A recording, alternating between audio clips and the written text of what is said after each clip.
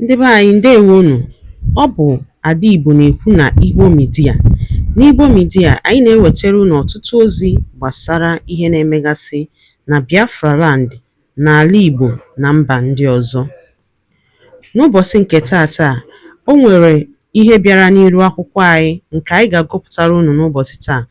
Anyị gụpụtachaa ya, unu egee ya ka ọha n'uju. Ị ga-esie ya, ị drọpụọla your comment, like kwa this our video and gbasakwa ya ka o ruo ụmụnna anyị n'ebe dị iche iche arụ. This is according to Biafra activist wetara anyị ozi n'ihu akwụkwọ. As he quoted, breaking news: Pan-African Forum drags UK Parliament over the illegal detention of Nnamdi Kanu, a British citizen in Nigeria. Ya bụ akụkọ ka anyị ji wee bịa taata na Igbo Media. Ị ga-esi anya bụ ozi, gbaa mbọ gwa ihe ị chere na comment section ma mekwa ka ozi alụta ụmụnna anyị n'ebe dị iche iche aka. Ngwa gere ya ka ọha n'uju. This Simon Ekpa is no longer a joke, it's now an international issue as it concerns our supreme leader Nnamdi Kanu. Why is UK government keeping silence on the illegal detention of our supreme leader who is a British citizen? Is that how UK behave?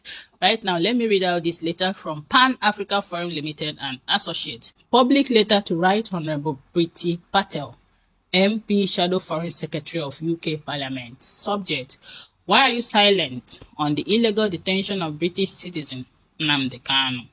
Date: 30th July 2025.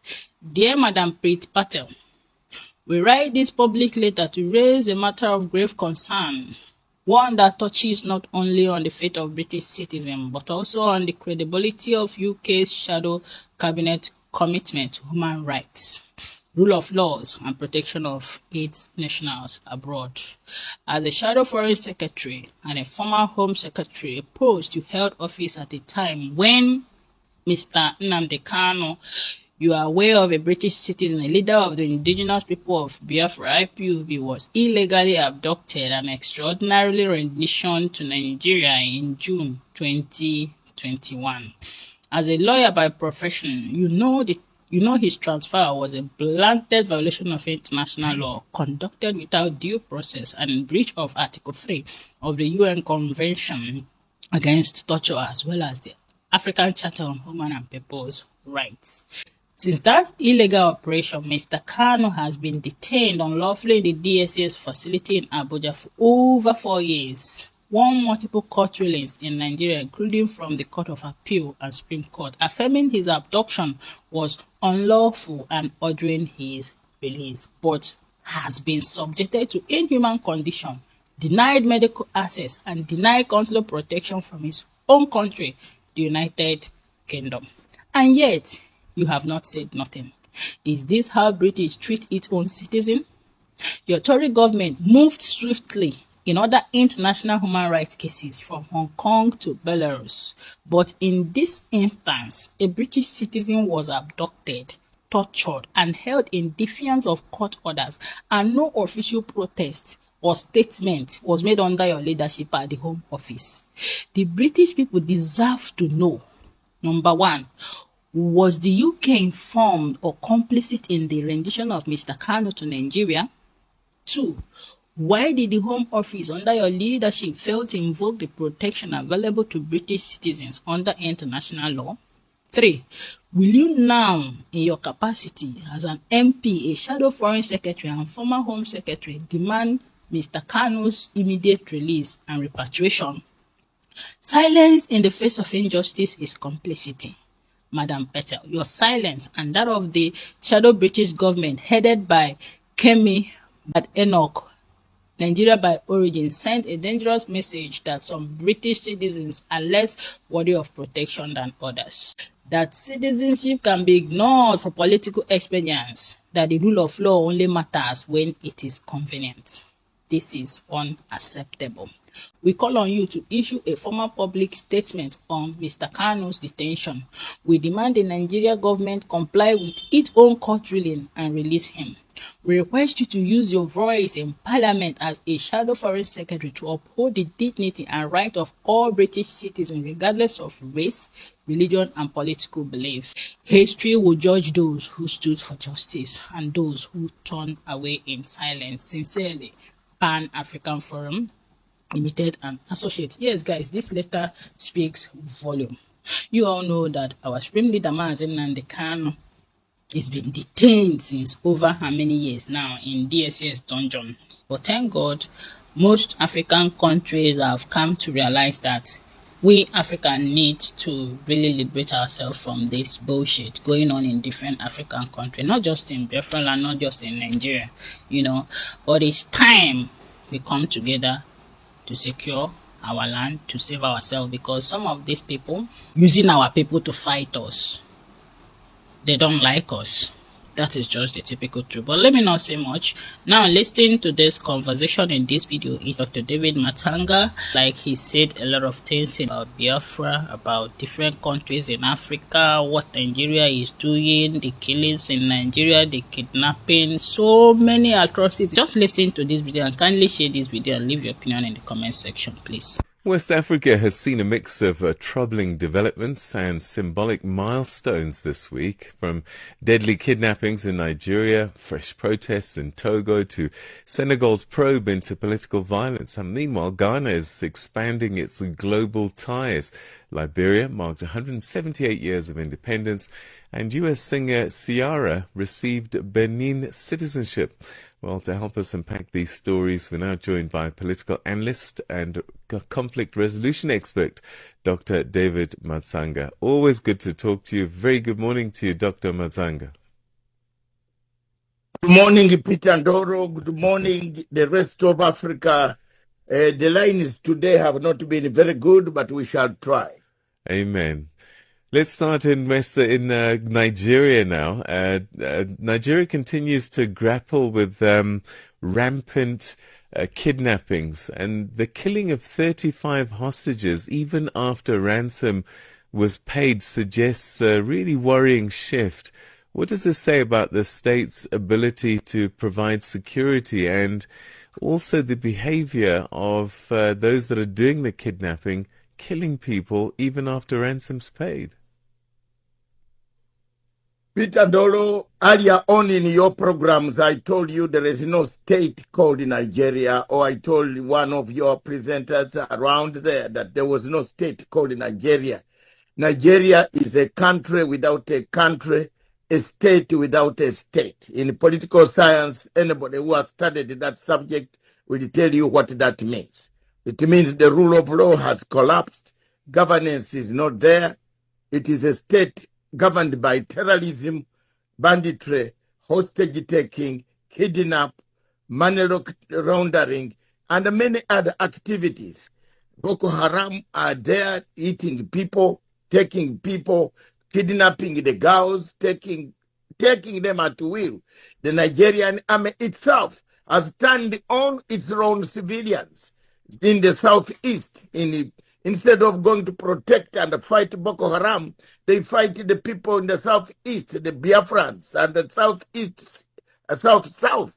Now, Nigeria is not a state. Nigeria needs to seek for help. But unfortunately, the leadership there, they don't want help. They don't want external forces to help them. Boko Haram has grown all the way in the north of Nigeria, Maiduguri, kidnap. Even when you pay money, they kill you after you have paid the money. So what type of country is this with a population of 250 million people? The leadership has failed the people of Nigeria. And I think the best way that I have said always in Africa, the best way is rearrange Nigeria like Congo. And I've told you Congo will never be peaceful. Nigeria will never be peaceful. Yugoslavia is beautiful. Is now peaceful because it was rearranged. Thank you. Okay, what about Togo, not too far away? We've seen renewed protests there targeting President Faure Gnassingbé's extended rule, and many seeing this as a dynasty power group following his taking over from his father, of course. What do you think is fueling the youth-led unrest, and how significant is this moment? The people in Togo see what is happening in Niamey, in Niger, and what is happening in Mali, North, what is happening in Burkina Faso. The younger generation there, the officers, they are watching. It won't take long. And Peter, we shall come back here, and I'll tell you, I told you, it won't take long. The gentleman there is doing things, changing the constitution. I don't know where these people in Africa got this appetite of changing the constitution. Like, look at Ouattara.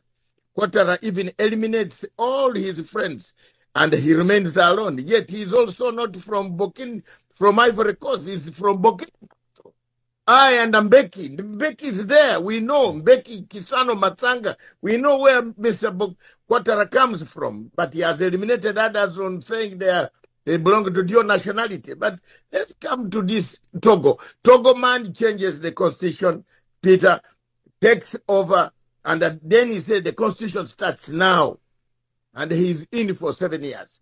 Now look, what type of life is this? That one is an accident in waiting, and I don't want to predict what I want to say here. People might think I'm encouraging some other men to come on and take power, but I think Togo is a candidate for a military coup. Wow. Okay, we'll be certainly watching that space quite closely. Senegal has opened an official investigation into the political violence seen between 2021 and 2024. How important is this for national healing, and does it restore confidence in Senegal's democratic institution? First of all, Faye and Sonko, and let them hear me. I told them, and I've told them, there are two things that you need to do. Stabilize the population, seek reconciliation. I don't know why they took long to seek healing process. You know, after the arrests and the detentions and the removal of people from voting registers, beating people, shooting people, you needed what we call a redemption strategy. I told Faye and Sonko, the first month, I said, please, if you want to do it early. After you take government, do a reconciliation, reconcile with people, and allow a commission, amnesty commission, like what you did in South Africa. South Africa is stable up to now because of what Mandela did. Truth and Justice Commission, where people come up to say, I'm sorry. Rwanda is stable. Gachacha courts. Uganda is stable. Konyi, you remember, we came back, people came back and said, sorry, we did this, we did that, we have forgiven you, we want one country. If you don't do that in Africa, time is running out for us. So if Sonko is establishing that with Faye, that is good in Senegal. But it has come at a wrong time when the two men don't see eye to eye. As I promised you, your presenter, the other one last week, I will be flying there next week to make sure that I put them together and they sit down so that they don't quarrel anymore. Thank you. Ghana's move to extend visa-free access to two non-African countries is being framed as part of a global diplomatic strategy. What's your take on the motivation behind this move? I think it's to attract investment. That's okay. That Ghana already, if it does a plus, that is very good, my brother. A plus. Because in Ghana, once you are an African, you enter and you are not a criminal. You don't have drugs. You don't have any illicit trading that you are going to do. You have a man of good conduct. In Accra Airport, you enjoy what Africa wants, what Nkrumah wanted, what Sekou Touré, Amina Kaburo, Emperor Haile Selassie, Jomo Kenyatta, Nyerere wanted. If an Africa integrated, you enter Ghana like you are going to some place to relax you with your sunshine. So that is a good plus for Ghana. And I thank President Mahama, my friend. Keep it up, President Mahama. And allow the world, let the world see that Africa doesn't have restrictions. And they are very strict. Ghanaian immigration, customs, narcotics, they are there. They are working. Institutions in Ghana work. And that nobody said that if you allow people in one country, they will come with bad manners. Institutions in Ghana works. If you enter, customs will check you, narcotics will check you, immigration will check you. The institutions there work. Yeah. There's no corruption anymore. So that is very good step forward to allow other members to come to see how hospitable we are in Africa than this thing of Trump chasing people and scared, telling them, even chaining children to get out of America. Soon it will be the heaven of Africa. Dr. Matsanga, great talking to you. Thank you so much. Ngwano, dalo nini no umunnem dikun sinesera ni Igbo media. Gịnị kunu nwere ikwu na nkọwa nke unu gbasata maka ihe unu n'iru akwụkwọ n'ụbọchị uhuruchi nke taa? Gwa ya ife iche n'ụdị nke gị, deela ya n'akara kọmentị ka mara ihe i chere, ma chetakwa tụsa ya bụ ozi ka o were tụ ụmụnne anyị ndị ọzọ ntị. Ndewo na ụmụnne m, ka emesịa nụ.